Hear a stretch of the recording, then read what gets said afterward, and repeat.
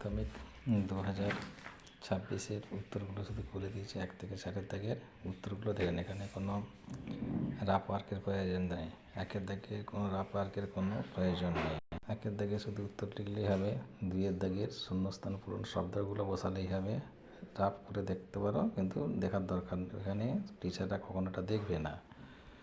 আচ্ছা, তারপর সত্য মিথ্যা প্রশ্নটা ভালো করে পড়বে। সত্য অথবা মিথ্যা যেটা হবে শুধু সেই শব্দটাই দেবে, অন্য কিছু দেওয়া যাবে না। কিন্তু থেকে যে প্রশ্নগুলো হবে তার প্রয়োজনীয় রাফ ওয়ার্ক দিতে হবে। 4 দাগেরগুলো ভালো করে দেখো। এটা প্রয়োজনীয় রাফ ওয়ার্ক দিতে হবে। যেভাবে করে দিয়েছি এভাবে করলে এগুলো ফুল মার্কস পাবে।